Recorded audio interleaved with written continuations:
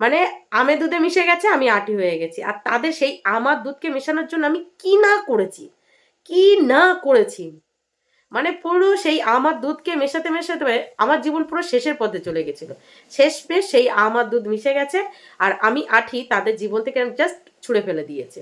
ঠিক আছে, ছুঁড়ে ফেলেছে ভালো কথা, কিন্তু ছোড়ার সময় কিন্তু এমনি ছুঁড়েনি, সাথে কিছু কাদাবাটিও মাখিয়ে দিয়েছে।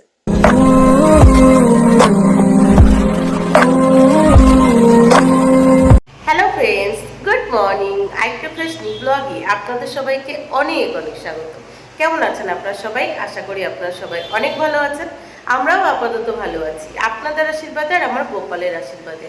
আজ বৃহস্পতিবার আর এখন বাজে সকাল 7:50। আর আজকের ব্লগটি আমি এখান থেকেই শুরু করছি, তো প্লিজ পুরো ভিডিওটি না কেটে দেখতে থাকবেন আর আমার সঙ্গে থাকবেন। ঘুম থেকে উঠেছি এখান থেকে 1.5 ঘন্টা আগে। ঘুম থেকে উঠে সোজা রান্নাঘরে গিয়ে রান্নাঘরের কিছু কাজবাজ গুছিয়ে আমার জন্য 1 কাপ গরম জলে অ্যাপেল সাইডার ভিনিগার মিশিয়ে নিয়ে চলে এসেছি নতুন ঘরে। এখানে দাঁড়িয়ে ধীরে সুস্থ গরম জলটা খাবো, তারপরে আবার রান্নাঘরে যাব। রান্নাঘরে গিয়ে বাদ বাকি রান্নাবান্নাগুলো কমপ্লিট করে নেব। মাম্মাম ঘুম থেকে উঠে গেছে, উঠে পড়াশোনা করছে, আর দুষ্টু এখনো ঘুমাচ্ছে। সেই জন্য ঘরে আর ফ্যান অফ করে কথা বলতে পারলাম না, এখানে চলে এলাম। আর এখানে দাঁড়িয়ে না কথা বলা যায় না। একদিকে ওই যে আমাদের বাড়ির পাশে সিমেন্ট বালির দোকান, সেই আওয়াজ, তারপরে রাস্তার গাড়ির আওয়াজ, সব মিলিয়ে কথা বলতে গেলে বড্ড চাপের হয়ে যায়। ঘরে দরজা বন্ধ করে কথা বললে কি হয়, আওয়াজগুলো কম যায়, ধীরে সুস্থে কথা বলা যায়। কিন্তু কি আর করবো, দুষ্টু তো ঘুমাচ্ছে, ফ্যান অফ করে তো কথা বলতে পারবো না, তার জন্যই এখানে আসা। আর এই যে হলো আমার হাতে সেই গরম জল। চলুন এটা ধীরে সুস্থে খাই, তারপর বাদ বাকি কাজ বাজগুলো ধীরে ধীরে গুছিয়ে নিই। তো আলাদা করে বলার কিছু নেই, এখনের পর থেকে যা যা করবো টুকিটাকে এখানেই শেয়ার করবো, আপনারা দেখতেই পাবেন। তো সারাদিন দেখতে থাকুন আর আমার সঙ্গে থাকুন। আর সকাল সকাল যা বিশ্রী গরম, এই গরমের মধ্যে এই গরম জল খেতে একদমই ইচ্ছা করে না, কিন্তু কি আর করা যাবে। দিন দিন যে পরিমাণের মোটা হচ্ছি, একটু যদি মেনটেন না করি তাহলে কদিন পরে এই দরজা ভেদ করে ঘরে আর ঢুকতে পারবো না, আরও বেশি ফুলে যাব। সেই জন্যই সকাল সকাল আজকে আমার রান্নাবান্না কমপ্লিট। আজকে রান্না করেছি বেগুন আলু দিয়ে মাছের তেলের চচ্চড়ি, গাজর আলু ভাজা, আর পাশাপাশি করেছি পাতলা মুসুরির ডাল। গাজরগুলো ফ্রিজে নষ্ট হয়ে যাচ্ছিল, আজকে ভাজা করে নিলাম, ব্যাস খাওয়া হয়ে যাবে। আর পাশাপাশি করে নিয়েছি দেখুন পটল আলু দিয়ে পাতলা মাছের ঝোল। আর এইদিকে কয়েকটা পটল ভাজা রেখেছি, আর পাশে রেখেছি 1 পিস মাছ ভাজা।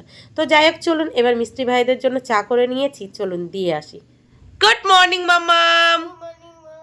গুড মর্নিং দুষ্টু। দুষ্টু এই জাস্ট কিছুক্ষণ আগে ঘুম থেকে উঠেছে। ঘুম থেকে ওঠার পর বাসি বিছানা ঝেড়ে ঝুড়ে বাসি ঘর ঝাড়ু দিয়ে এই যে 3 জন মিলে ব্রেকফাস্ট করতে বসে পড়েছি।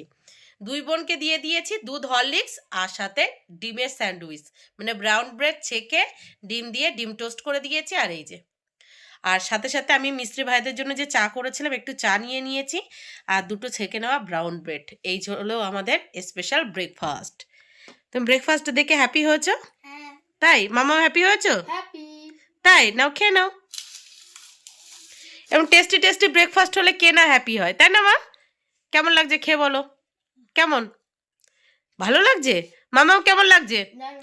দারুণ। তো চলুন আমিও আমার ব্রেকফাস্ট কমপ্লিট করি।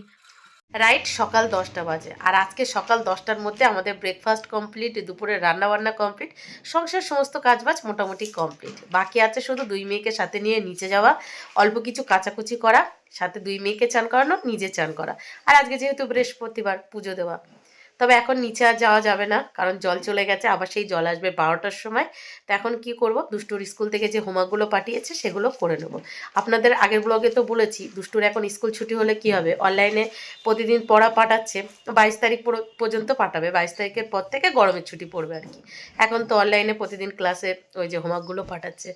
তো কালকে যেগুলো পাঠিয়েছিল সেগুলো রাত্রে বসে বসে আমি খাতায় তুলে রেখেছিলাম। আর এখন দেখলাম সকালে, মানে আজকেরটা এই সকালে পাঠিয়ে দিয়েছে, সেগুলোও তুলে নিয়েছি। এখন বসে বসে লেখাবো, তারপরে 12টা বাজলে 2 মেয়েকে সাথে নিয়ে নিচে যাব, তখন যা করব দেখা যাবে। ভালো হয় প্রত্যেকটা দিন যদি আমি এই সকালে 10টার মধ্যে সমস্তটা গুছিয়ে নিতে পারি, তাহলে কি হয়, নিরিবিলি ওদের হোমওয়ার্কটাও করানো যায়, আর দুপুরে খাওয়া দাওয়ার পর একটু রেস্ট নেওয়াও যায়। কি হয় যে ওদের স্কুল নেই, ঠিক আছে চলো একটু ধীরে সুস্থ ঘুম থেকে উঠি, তারপর ধীরে সুস্থ কাজবাজ গোছাবো, এই করতে করতে ঘুম থেকে উঠতে অনেকটাই দেরি হয়ে যায়। আগে মানে 2 মেয়ে যখন স্কুল থাকে তখন আমি কিন্তু ঘুম থেকে উঠি সকাল 6টার সময়। এখন তো 2-1 দিন 7:30টাও বেজে যাচ্ছে, যেহেতু 2 মেয়ের স্কুল নেই।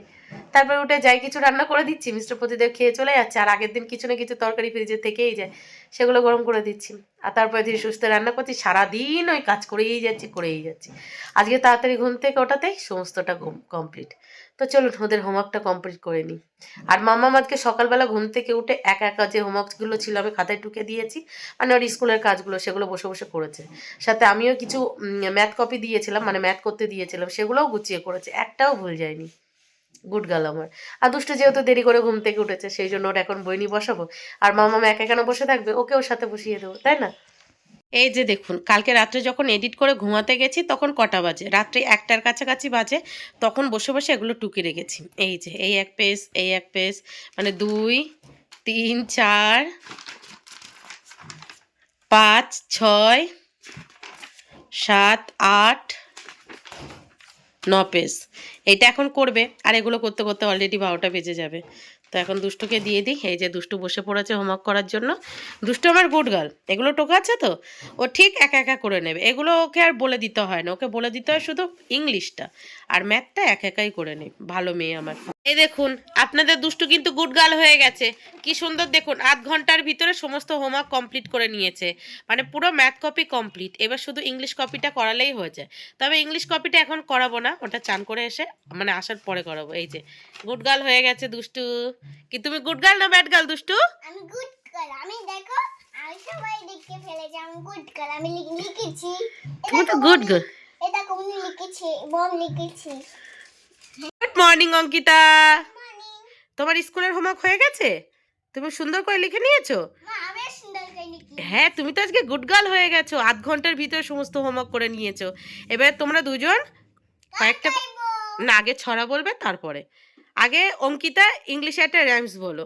বলো জনি জনি ইয়েস পাপা। জোরে জোরে বলো। জনি জনি ইয়েস পাপা ইটিং সুগার। না, আচ্ছা বলো, তুমি বলো, যেটা খুশি বলো।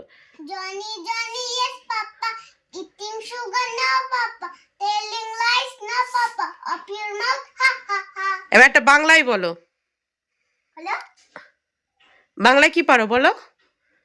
আতা গাছে পারো, বলো। হলতা গাছে তোতা পাখি ডালিম গাছে মৌ এত ডাকি তবু কথা কও না কেন বউ।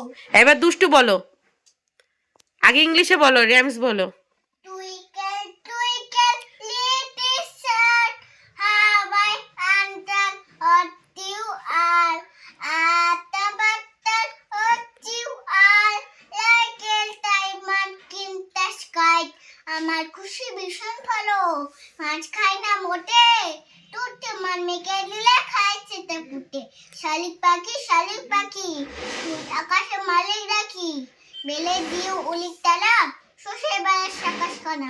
কেউ মানবে না বলে কেউ হাত চাই না, নিচের মালিক বলে আমার পুচকে ছালি। আজকে নিচে গিয়ে কাচাকুচি করতে অনেকটাই কষ্ট হয়েছে, যেমন মাথা ফাটা রোদ, তার উপরে নিচের কলে একদমই জল ছিল না, পুরো টিপ টিপ করে জল পড়ছিল, আর তার উপরে এতটা কাচাকুচি, বুঝতে পারছেন, পুরো হালুয়া টাইট হয়ে গেছে। তো যাই হোক চলুন এগুলো মেলে দিয়ে নিই। বাবা, নিচে গেছে সেই দুপুর 12টার সময়, অতগুলো কাচাকুচি করে ওপরে আস্তে আস্তে দুপুর 2:30 বেজে গেছে। জল পড়ছিল পুরো টিপ টিপ টিপ টিপ করে, কাচাকুচি করতে টাইম লাগবে না? তো কাচাকুচি করে 2 মেয়েকে চান করিয়ে নিচে চান করে ওপরে চলে এসেছি, ওপরে এসে রেডিও হয়ে গেছি। এবার বাকি আছে শুধু আমার গোপাল সোনাকে চান করিয়ে রেডি করা, তারপরে পুজো দেওয়া। দেখুন আজ তো বৃহস্পতিবার, আর আমি প্রতি বৃহস্পতিবার চেষ্টা করি আপনাদেরকে এই গোপাল সোনার দর্শন করানোর। তো গোপাল সোনা চান করে চলুন রেডি হয়ে নিক, আর আপনারা একবার হলেও বলে যান জয় গোপাল। আমি আমার গোপালের কাছে প্রার্থনা করি আপনাদের দিন শুভ হোক, আপনারা খুব খুব খুব ভালো থাকুন, খুব ভালো থাকুন। ভালো থাকলে সমস্তটাই ভালো হবে, ভালো থাকাটাই লাইফ ইম্পর্টেন্ট। এখন বর্তমান জীবনে কোনো মানুষ ভালো নেই, সেই জন্য গোপালের আশীর্বাদে সবাই ভালো থাকুক, ভালো থাকলে সমস্তটাই ভালো হবে। তো ভাট না বকে চলুন গোপাল সোনাকে তাড়াতাড়ি চান করিয়ে পুজো দিয়ে নিই, তারপরে গোপাল সোনা 2 দিদিকে খেতে দিতে হবে। আর আজকে গোপাল সোনার বাবা কি করেছে জানেন? সকালে ব্যস্ততার মধ্যে ফুল আনতে ভুলে গেছে। তো নিচে যখন চান করতে গেছে, আমাদের একদম ওই কলের পাশে একটা সাদা ফুল গাছ আছে, টগর ফুল গাছ, ওনাকে টগর বলে না কি বলে যাই না, ওই ফুল খানিকটা তুলে রেখে গেছে। আর আমি এখন চান করে ওপরে আসার সময় তুলসী পাতা নিয়ে এসেছি। এই দিয়েই আজকে গোপাল সোনাকে পুজো দিতে হবে, কি আর করা যাবে। গোপাল সোনার বাবা ভুলে গেছে, আর গোপাল সোনা হয়তো চাইনি আজকে ফুল নিয়ে পুজো নেবে, সেই জন্যই। তো এই দেখুন এই যে এই ফুলগুলো তুলে রেখে গেছে। তো এই দিয়েই আজকে গোপাল সোনার পুজো হবে। গোপাল সোনা চান করতে বসে পড়েছে, আর গোপাল সোনার পাশাপাশি দেখুন গোপাল সোনা 3 দিদি বসে পড়েছে এখানে, আর 2 দিদি দেখুন মন্ত্র পড়ছে। কি মন্ত্র পড়ছো তোমরা?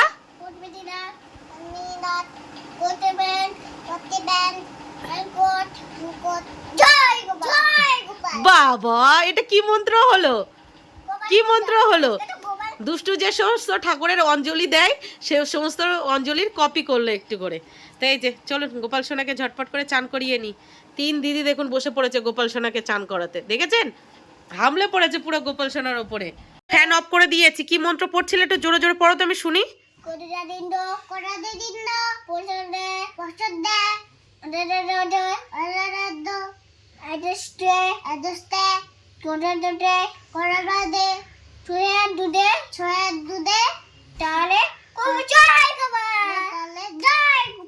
আপনারা কি বুঝতে পারলেন ও কি মন্ত্র বলছে?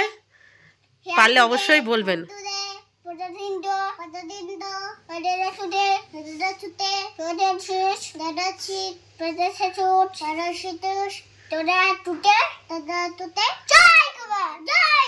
হে কৃষ্ণ, তারপরে করুণা সিন্ধু, তারপরে দীনে বন্ধু, জগৎপথে গোপীশ গোপিকা কান্ত, রাধাকান্ত রাধাকান্ত নমস্তুতে।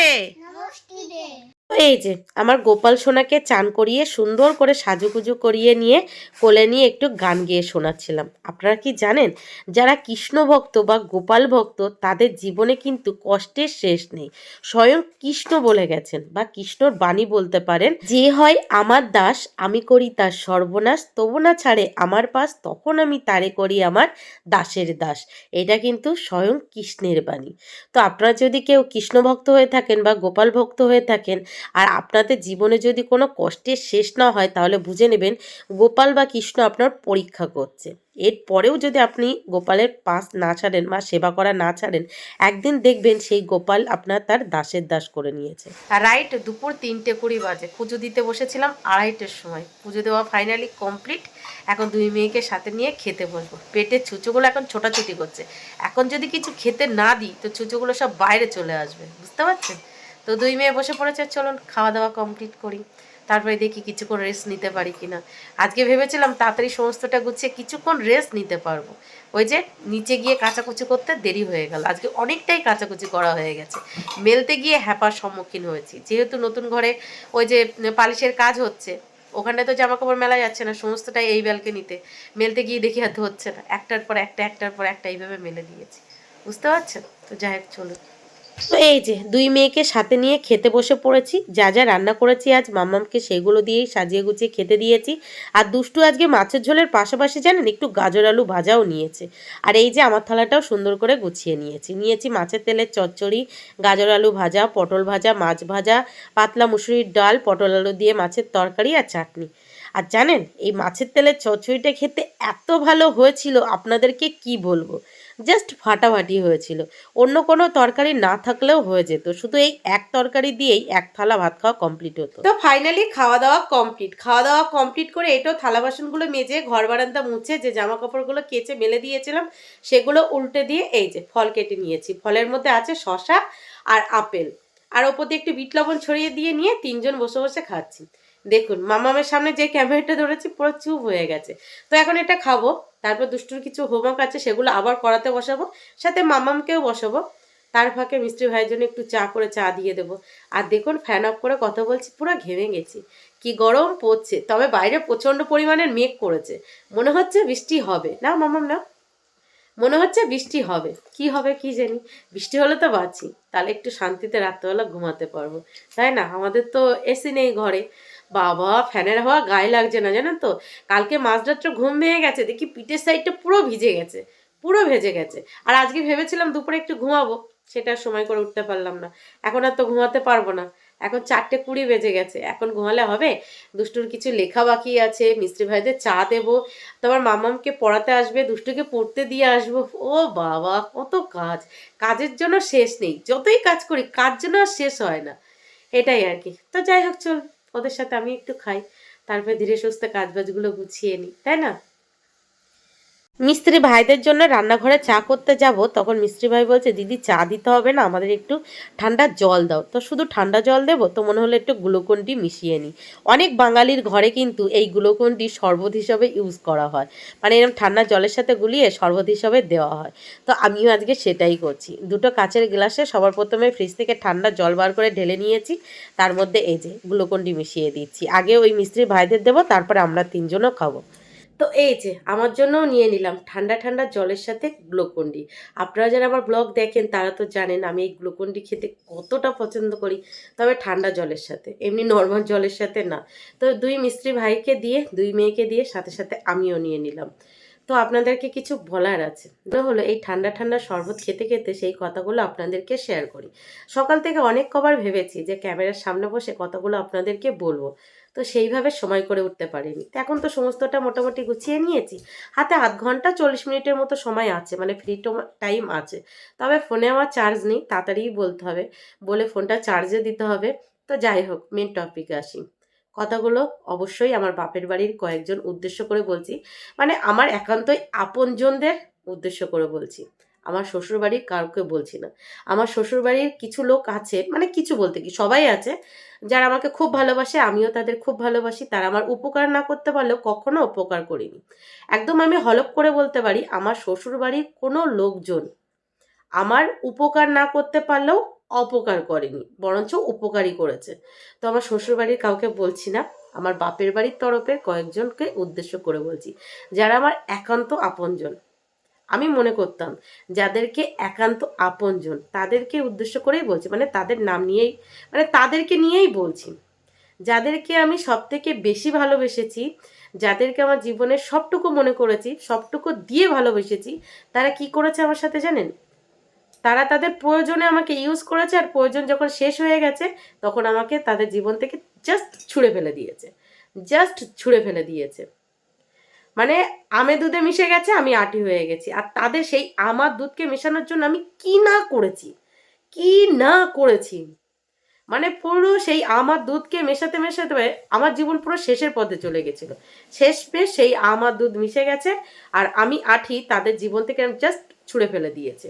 ঠিক আছে, ছুঁড়ে ফেলেছে ভালো কথা, কিন্তু ছোড়ার সময় কিন্তু এমনি ছড়িনি, সাথে কিছু কাদাবাটিও মাখিয়ে দিয়েছে, সাথে কিছু কাদাও মাখিয়ে দিয়েছে। যারা বুদ্ধিমান মানুষ তারা ঠিক বুঝে যাবেন, ডাইরেক্ট কিছু কথা কাউকে উদ্দেশ্য করে বলা যায় না। তবুও মানে আঘাতগুলো না এখানে এসে লেগেছে, আর এখানে জমে গেছে, মানে এখান থেকে বার করতেই পারছি না। যতই ভাবছি যাদের কথা মনে করলে শুধু কষ্টই পাবো, চোখ দিয়ে জলই বার হবে, তাদেরকে মনে করব না, তাদের কথাই গোপাল বারবার আমার এখানে দিয়ে দিচ্ছে আর এখানে দিয়ে দিচ্ছে, যার জন্য রাত্রে ঘুমাতে পারছি না, সকালবেলা ঘুম থেকে উঠতে পারছি না। মানে সারা দিন দুর্বল লাগছে আর শুধু কান্না পাচ্ছে, কি বলবো আপনাদেরকে। তো সবার জীবনে, ম্যাক্সিমাম মেয়েদের জীবনে কিছু কিছু আপনজন থাকে, মানে আমরা মেয়েরা তাদেরকে মন প্রাণ উজাড় করে ভালোবাসি, আমাদের একান্ত আপনজন। শুধু একজন বা দুজন থাকে না, অনেকজনই থাকে, আমরা তাদেরকে খুব ভালোবাসি, ভাবি তারা আমাদের সব, কিন্তু তারা আমাদের কিচ্ছু না। তারা মনে করে যে আমরা পর, বিয়ের পর মেয়েরা পর হয়ে যায়, পুরোপুরি পর হয়ে যায়, পরের বাড়ি জিনিস হয়ে যায়। আপনারা যারা আমার ব্লগ দেখেন, আগের কয়েকটা ব্লগ খেয়াল করলে বুঝতে পারবেন আমি এই আঘাত নিয়ে কিছু বলতে চাইছিলাম, বলতে গিয়েও বলতে পারিনি। তো আজকে মনে হলো আপনাদেরকে বলি, কারণ আপনারা আর আমার গোপাল ছাড়া আমার লাইফে এখন আর কেউ নেই, কেউ নেই। হ্যাঁ, অবশ্যই শ্বশুরবাড়ির লোকজন আছে। তো এখন আমার কোথাও গিয়ে মনে হয় যে নিজের লোকই নিজের হলো না, শ্বশুরবাড়ির লোক নিজের কি করে হবে। কিন্তু এতে কিন্তু আমার শ্বশুরবাড়ির লোকজনের কোনো মানে নেই, তারা আমাকে যথেষ্ট ভালোবাসা দিয়েছে, যথেষ্ট নিজের করার চেষ্টা করেছে। হয়তো আমার কোথাও খামতি ছিল, আমি ওদের সাথে মানিয়ে উঠতে পারিনি, হতেই পারে। তো ভগবান মানে গোপাল এমন শিক্ষা দিয়েছে যে নিজের লোকের থেকে এমন আঘাত খেয়েছি, এ জীবনে কখনো কাউকে আর বিশ্বাস করতে পারবো না, আর ভালোবাসতে পারবো না। মাম্মামকে যখন মামামের পিপি পড়াতে আসে তখন মাম্মাম পুরো রেগে থাকে, কিন্তু যখন পড়িয়ে চলে যায় তখন দেখুন কত আদর করে। মিস্টার প্রতিদেব অফিস থেকে জাস্ট বাড়ি ঢুকলো আর মাম্মামকে জাস্ট পড়িয়ে ওর পিপি বেরোলো। আর এদিকে দেখুন মিস্টার প্রতিদেব অফিস থেকে বাড়ি ফেরার পথে বাজার করে নিয়ে এসেছে। আমি বিছানার উপরে বসেছিলাম, আমার কোলে সব দিয়ে দিয়েছে। এই যে ঝিঙে, ভেন্ডি, পটল, টমেটো আর সাথে আরও নিয়ে এসেছে এই যে লঙ্কা, লঙ্কা হাতে হাতে দিয়েছে, ঝগড়া হবে। আপনারা মানেন তো এই যে কাঁচা লঙ্কা হাতে হাতে দিলে নাকি ঝগড়া হয়। আর এদিকে দুষ্টু দেখুন ঘুমিয়ে গেছে। আজকে ওর দিদি আর পড়ায়নি। ওর দিদি একটু আগে মানে যখন ওকে নিয়ে বার হবো সন্ধ্যে 6টার সময়, ঠিক তখনই ওর দিদি ফোন করে বললো যে আজকে আর যেতে হবে না, আজকে পড়াটা রবিবারে পড়িয়ে দেবে। কারণ ও তো কলেজে পড়ে, ওর কালকে এক্সাম আছে। তো আজকে যদি পড়তে না যায় তাহলে সেই টাইমটাও পড়তে পারবে। এই যে তো মিস্টার প্রদীপের বাড়ি এসেছে, যাই এখন রান্নাঘরের দিকে দেখি কিছু করে দিতে পারি কিনা। তো যাই হোক চলুন আজকে ব্লগটি এই পর্যন্তই, আর বড় করছি না, অলরেডি অনেকটাই বড় হয়ে গেছে। দেখা হচ্ছে কাল সকাল থেকে আর একটা ফ্রেশ নিউ ব্লগে। আর দুষ্টু ঘুমাচ্ছিল, মামা পড়ছিল, ততক্ষণ আমি আমার ভিডিওটা সামান্য একটু এডিটিং কমপ্লিট করে নিয়েছি। আর দেখুন আমার কাজলটা লেপটে কি হয়ে গেছে। তো অনেক কষ্টের কথা আজকে আপনাদের শেয়ার করে ফেলেছি, প্লিজ কিছু মনে করবেন না। আর যদি সম্ভব হয় কিছু সাজেশন দেবেন যে আমি এই কষ্ট থেকে কিভাবে তাড়াতাড়ি বার হতে পারি। তো চলুন টাটা।